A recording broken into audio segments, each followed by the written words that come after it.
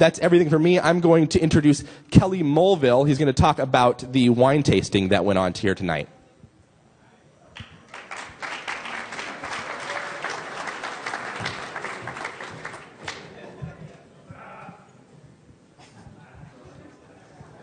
Bad.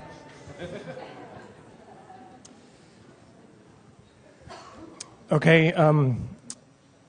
First off, I want to thank the people who supplied the wine for tonight. That was Fetzer Bonterra, Alm Vineyards, and Robert Sinsky. I have a slide of each of those vineyards.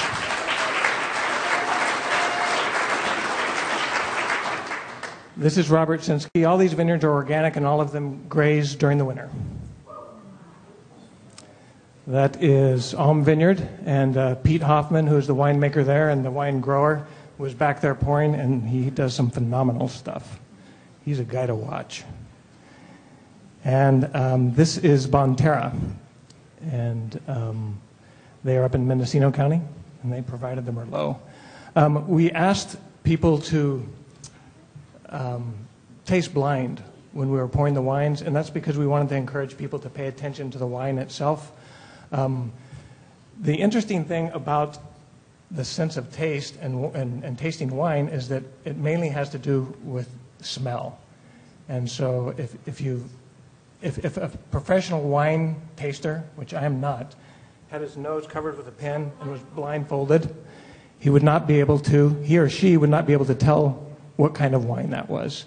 And so it's really important when you're tasting wine to smell it.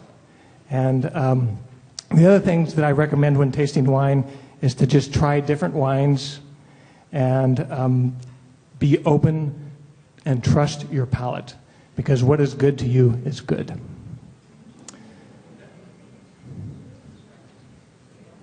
There's 20 million acres of vineyards in the world.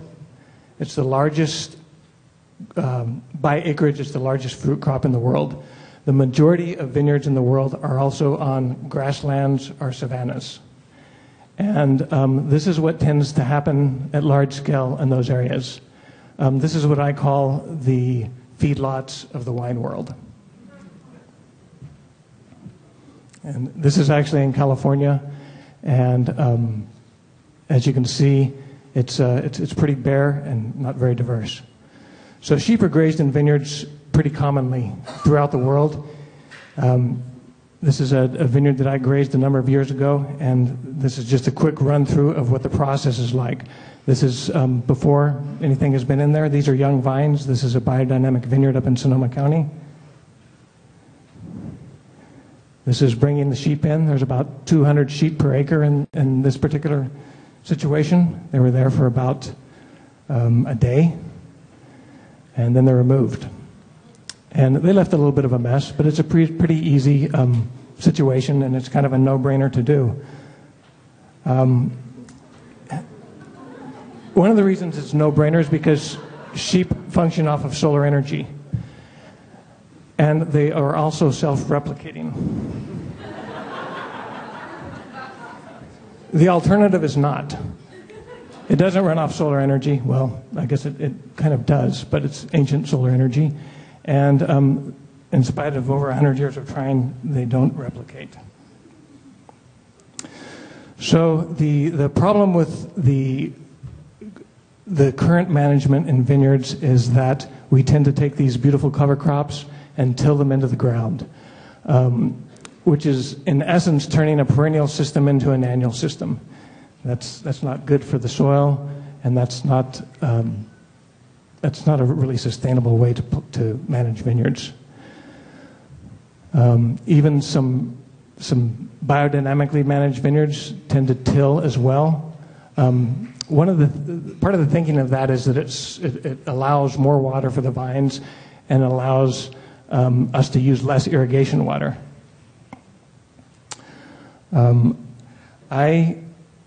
My background is actually in holistic management, was in holistic management before I got into viticulture. And so I had an unfair advantage, I feel like, and that I was always thinking about things in terms of holism and how we take better advantage of all the factors that we work with. So when I started managing vineyards, I tried out this little system of putting in an offset to deter the sheep from grazing the vines. What that allowed is me to graze those vineyards throughout the growing season. It was an interesting experiment, and it had some interesting results. The vineyard on the right is actually a control site, and the vineyard on the left was where I was grazing, used planned grazing in that trial. And as you can see, the ground cover stays there on the site where I was grazing. On the other side, in spite of the fact that that side has some weeds, that has been mowed once and tilled twice. It'll be tilled one more time. All the suckering, the stuff on the lower part of the vines, was done by sheep, so it dramatically reduced hand labor. And as a consequence of that, we got some interesting results. We were able to reduce irrigation use by 90%, and we increased yields by 1,260 pounds per acre.